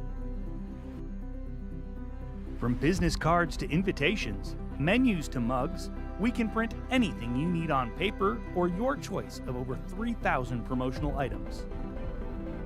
Visit www.clarkprintshop.com to browse our online catalog and place your order today, or call us at 276-889-3426. For a limited time, use the code iRacing for 23% off your first purchase. The staff at Clark Print Shop looks forward to handling all your color printing needs.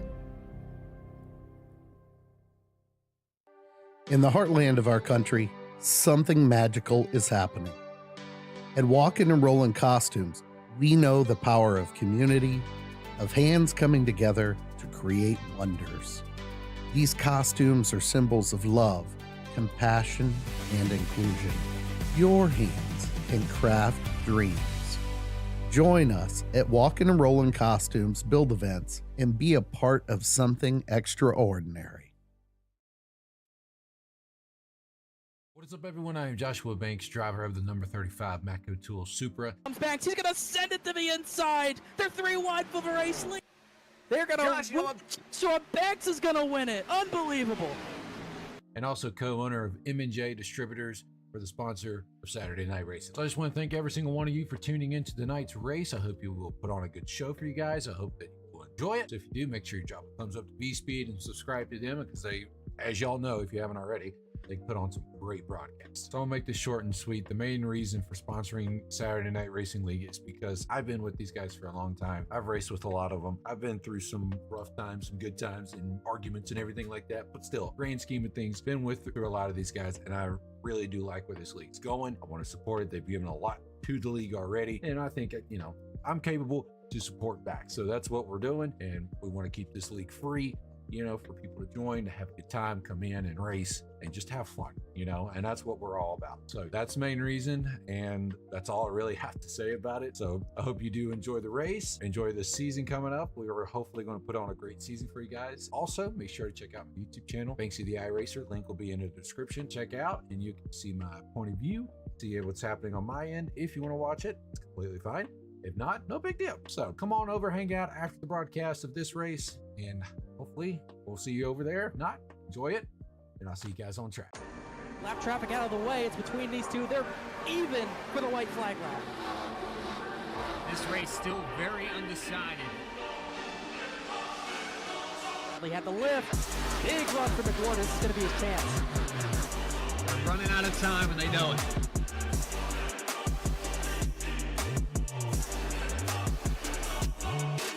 The bottom surges to the inside. Now pulls even with Hutton off the turn number 2.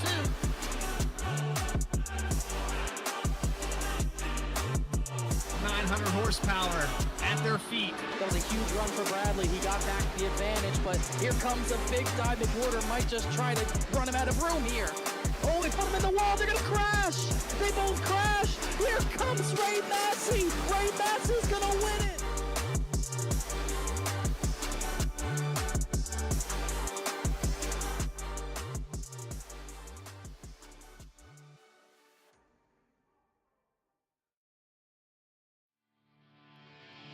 Back here live from Iowa Speedway.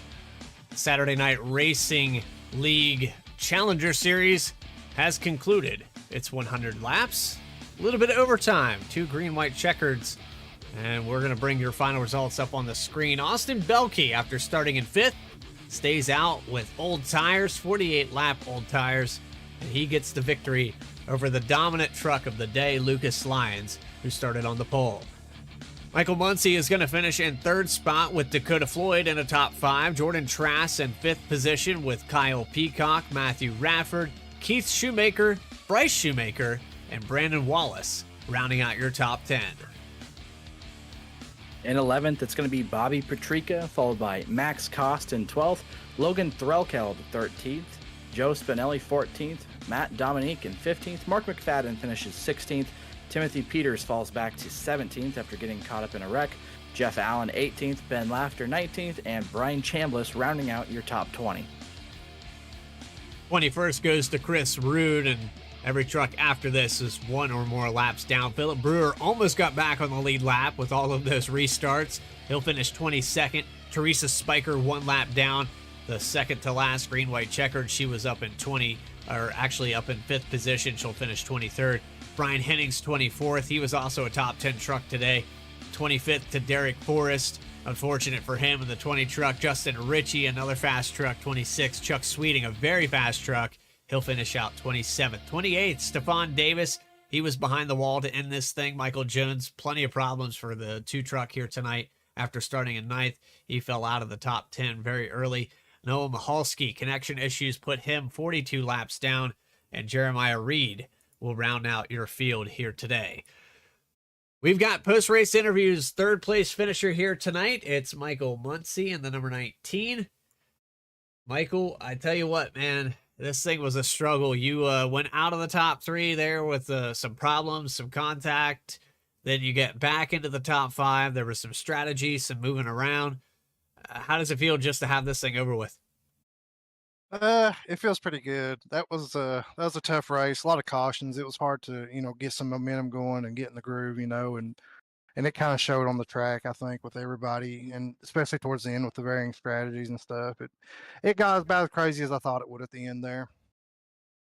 Oh, we dial back to where you started this race. You had worked your way into the top 5 relatively quickly, started challenging actually for the lead at some point.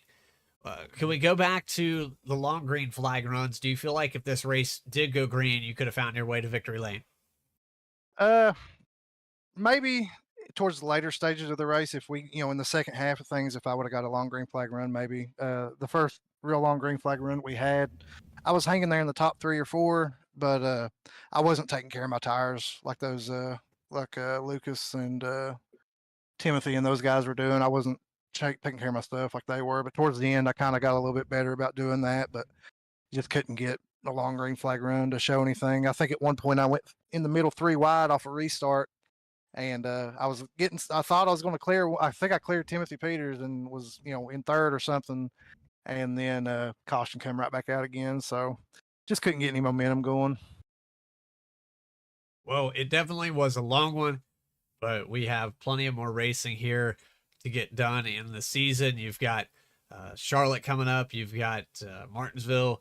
Lot of variety. How do you feel there going into those tracks? I definitely felt the best about Iowa. I knew it was a good track for me, and Martinsville. That's probably gonna be bad for me. Charlotte, I've got high hopes for that. I think everybody feels good going into a track like that, an intermediate track like that. So it should be a fun little thing to see. After those next two races where things shake out in the points. I was pretty excited the first week. Daytona. I think I was like in the top line on the top line in like second or third, and I got caught up in a big wreck, and it put me back in like 32nd points after week one. So I dug myself a little bit of hole in week one. So hopefully this will put me back in a decent spot in the championship. Well, with that, Michael, anybody you'd like to shout out before we let you go? Just want to say hi to my wife Denisha and my son Winston and my daughter Aubrey. Love you guys. Appreciate your time. Michael Muncie, third place finish here today at Iowa. We'll see you next week. Hey, thank you guys. You do an awesome job. Thank you. And that brings us to our second place finisher, Lucas Lyons. And this would probably taste a little strange here for the 48 after leading 86 of the 110 laps here today. Lucas, I know it's probably a little bit frustrating, but at the same time, it's a top three. You can go home knowing that, you gave it your all. What else could you have done, really? It was out of your control. Probably not accidentally getting to Timothy Peters there. Still pretty upset about that. As soon as that happened, I got in my head pretty bad. I was trying to work with him all race, and literally before I got into him, I told him, I'm like, hey, I'm probably going to deafen for this first attempt here, and I'll try to race you as clean as I can. And next thing you know, I turn around and wreck him.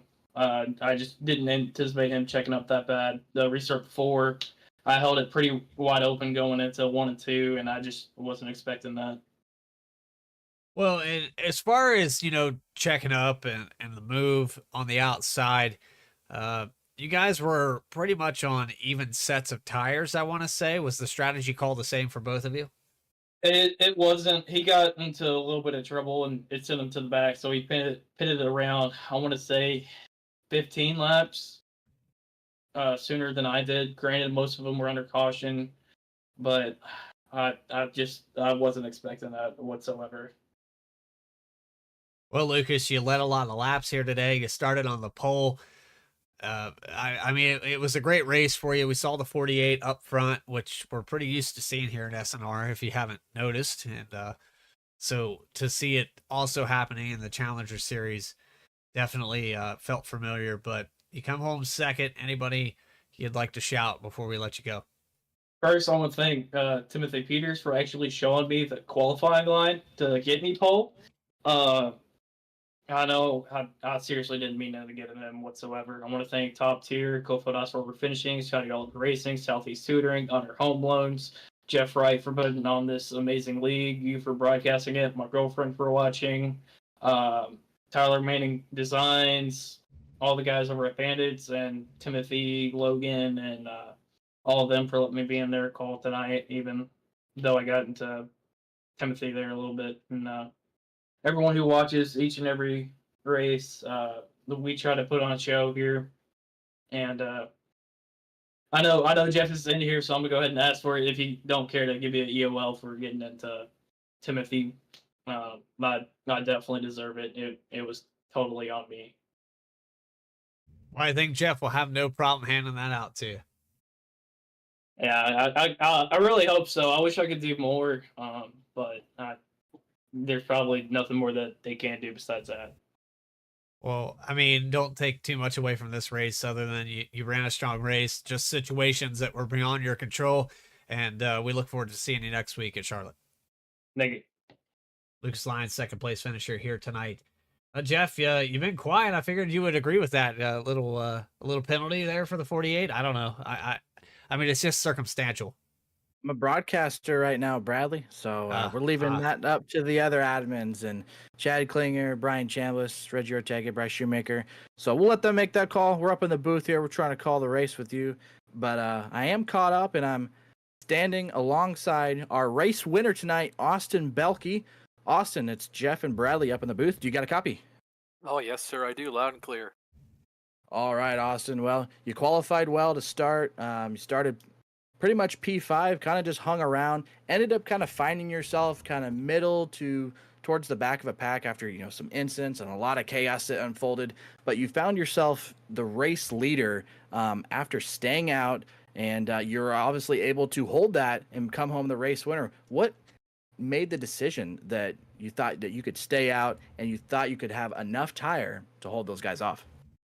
Well, yeah, I mean, just so started in fifth, and I think I had good long run pace. I was keeping pace with everybody around me. The top couple guys, though, they checked out and left me hanging on the line to like a wet piece of clothing.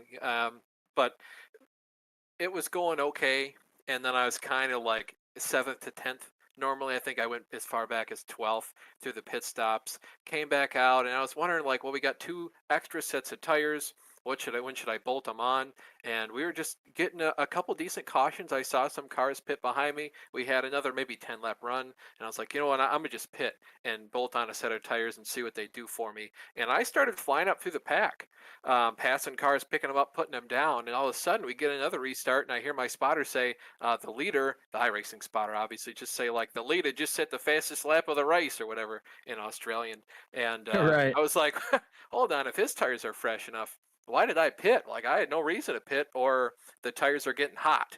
And that's why they're losing grip and they feel like junk. It's not because they're worn out. Sure enough, I check my black box or whatever, and it says like 96 on the right, 97 on the left. I'm like, I didn't even need to change these. They just needed to be cooler. So I figured, you know what, I'm just going to stay out the rest of the race. They have to pit eventually because their tires are going to be like 60 laps old. And we just got so many cautions at the end. We were still pretty even on tires. I'd be curious to see one lap pace, what Lucas or I could have done versus each other.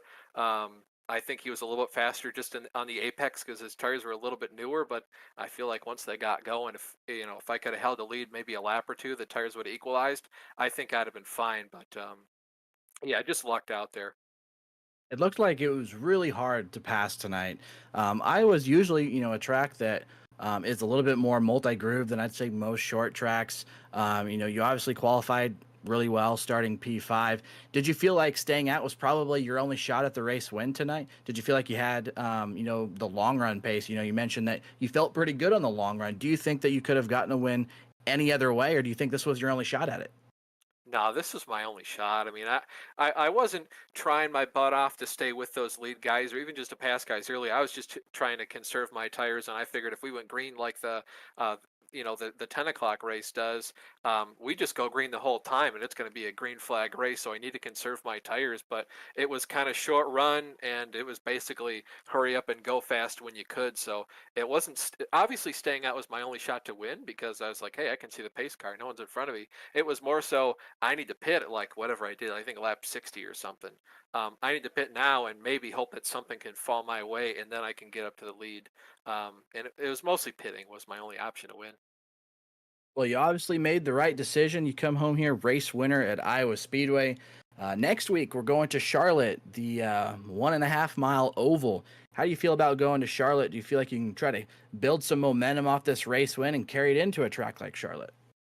Oh, definitely. I wouldn't say I'm the best at Charlotte. I definitely have no idea. I'm out to lunch in turns 3 and 4. I don't know how to drive that half of the track, but I feel like I can be semi-competent. So really hoping to carry this momentum and just go out there and have fun. It's a simulator. I'm just on here to have fun. It's an awesome thing to do on Saturday night. You guys give us a phenomenal opportunity to come out here and race with each other, and I really appreciate all you guys at SNR do for us.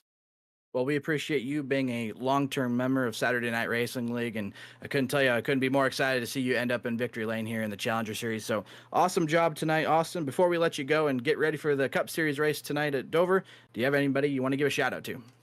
Oh yeah, well first and foremost, the good Lord, my parents. We lost my dad a couple months ago, and this one was for him. I miss him every waking moment.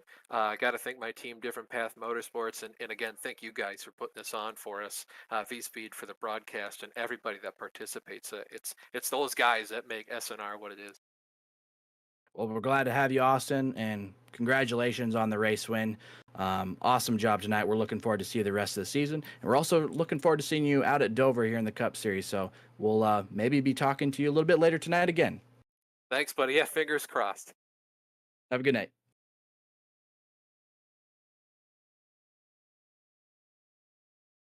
Well, there you have it. Your race winner, Austin Belkey, after staying out, he did the math. He figured out the strategy. He was able to become victorious here today. Well, don't go too far because we still have a lot of racing left to be done here. Saturday night racing, well, it's still Saturday night. We still got some racing left to do as we go to the Monster Mile, just moments away from the start.